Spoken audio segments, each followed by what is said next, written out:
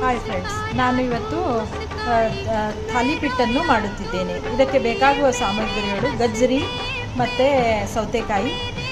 ಇದಕ್ಕೆ ಕೆಂಪು ಖಾರದ ಪುಡಿಯನ್ನು ಹಾಕಿ ಮತ್ತು ಈರುಳ್ಳಿಯನ್ನು ಸ್ವಲ್ಪ ಮಿಕ್ಸಿಗೆ ಹಾಕಿಕೊಂಡು ಜೀರಿಗೆ ಅಜವಾನವನ್ನು ಹಾಕಿ ಚೆನ್ನಾಗಿ ಕಲಸಿಟ್ಟುಕೊಳ್ಳಿ. ಜೋಳದ ಹಿಟ್ಟು ಸ್ವಲ್ಪ ಅಕ್ಕಿ ಹಿಟ್ಟನ್ನು ಕಲಸಿಟ್ಟುಕೊಳ್ಳುತ್ತೇನೆ. ನಂತರ ಥಾಲಿಪೀಠನ್ನು ಮಾಡುತ್ತೇನೆ. ಸ್ವಲ್ಪ ಕೊತ್ತಂಬರಿಯನ್ನು ಕೂಡ ಹಾಕುತ್ತೇನೆ. ಹಾಯ್ ಫ್ರೆಂಡ್ಸ್, ಸ್ವಲ್ಪ ಜೋಳದ ಹಿಟ್ಟನ್ನು ಹಾಕುತ್ತಿದ್ದೇನೆ. ಇದರ ಜೊತೆಗೆ ಅಕ್ಕಿ ಹಿಟ್ಟನ್ನು ಕೂಡ ಸ್ವಲ್ಪ ಅಕ್ಕಿ ಹಿಟ್ಟನ್ನು ಹಾಕುತ್ತಿದ್ದೇನೆ. ಸ್ವಲ್ಪ ರುಚಿ ಕುರುಕುರು ಆಗಿ ಬರಲಿಕ್ಕೆ ಅಕ್ಕಿ ಹಿಟ್ಟನ್ನು ಹಾಕಬೇಕು. ಸ್ವಲ್ಪ ಅಚ್ಚು ಖಾರದ ಪುಡಿಯನ್ನು ಹಾಕಿದ್ದೇನೆ. ಅಜವಾನ ಮತ್ತು ಜೀರಿಗೆಯನ್ನು ಹಾಕುತ್ತಿದ್ದೇನೆ. ಸ್ವಲ್ಪ ಅಜವಾನವನ್ನು ಹಾಕುತ್ತಿದ್ದೇನೆ. ನಂತರ ಸ್ವಲ್ಪ ಜೀರಿಗೆಯನ್ನು ಹಾಕಿ ಈರುಳ್ಳಿ ಸ್ವಲ್ಪ ಈರುಳ್ಳಿ ಮತ್ತು ಕೊತ್ತಂಬರಿಯನ್ನು ಹಾಕಿದ್ದೇನೆ. ಅಚ್ಚು ಖಾರದ ಪುಡಿ. ಈಗ ಸ್ವಲ್ಪ ಜೀರಿಗೆಯನ್ನು ಹಾಕುತ್ತೇನೆ.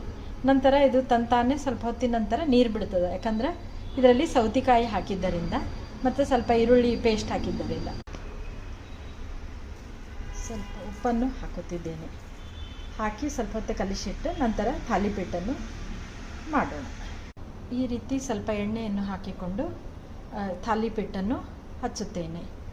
ಥಾಲಿಪೀಠ ಹಿಟ್ಟು ರೆಡಿಯಾಗಿದೆ. ಇದನ್ನು ತಟ್ಟಿ ರೊಟ್ಟಿಯನ್ನು ಥಾಲಿಪೀಠನ್ನು ಮಾಡುತ್ತೇನೆ. ರೊಟ್ಟಿ ಅಲ್ಲ,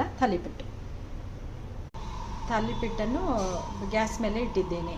ಸ್ವಲ್ಪ ಹೊತ್ತು ಬೆಂದ ನಂತರ ಇದನ್ನು ತಟ್ಟೆಗೆ ಹಾಕಿಕೊಂಡು ಬೆಣ್ಣೆ ಜೊತೆ ಅಥವಾ ಚಟ್ನಿ ಜೊತೆ ಅಥವಾ ಮೊಸರಿನ ಜೊತೆ ಸವಿಯಲು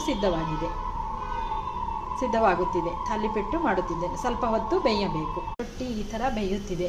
ಇದು ಚೆನ್ನಾಗಿ ಬೆಂದ ನಂತರ ಇದನ್ನು ತೆಗೆದು ತಟ್ಟೆಗೆ ಹಾಕಿ ಇದರ ಜೊತೆ ಬೆಣ್ಣೆ ಅಥವಾ ಚಟ್ನಿ, ಮೊಸರು ಎಲ್ಲ ಎದರ ಬೇಕಂದರ ಜೊತೆಗೆ ಸರ್ವ್ ಮಾಡಬಹುದು. ಇದು ಚೆನ್ನಾಗಿ ಬೆಂದು ಕುರುಕುರು ಸ್ವಲ್ಪ ಕ್ರಿಸ್ಪಿಯಾಗಿ ಆದರೆ ತಿನ್ನಲು ರುಚಿಕರವಾಗಿರುತ್ತದೆ. ರೊಟ್ಟಿ ಹೊಳ್ಳಿಸಿ ಹಾಕಿದ್ದೇನೆ. ರೊಟ್ಟಿ ಅಥವಾ ಥಾಲಿಪೀಠ ಎರಡೂ ಹೇಳ್ಬೋದು. ಜೋಳ ಮತ್ತು ಅಕ್ಕಿ ಹಿಟ್ಟಿನ ಥಾಲಿಪೀಠ ರೆಡಿಯಾಗಿದೆ. ಇದನ್ನು ಬೆಣ್ಣೆ ಜೊತೆಗೆ ಸರ್ವ್ ಮಾಡಬಹುದು. ಭಾಳ ರುಚಿಕರವಾಗಿರುತ್ತೆ. ಮೊಸರು, ಬೆಣ್ಣೆ ಅಥವಾ ಚಟ್ನಿ ಕೂಡ ಬೇಕಂತೂ ಮಾಡ್ಕೋಬೋದು. ನಂತರ ನಡೀತದೆ.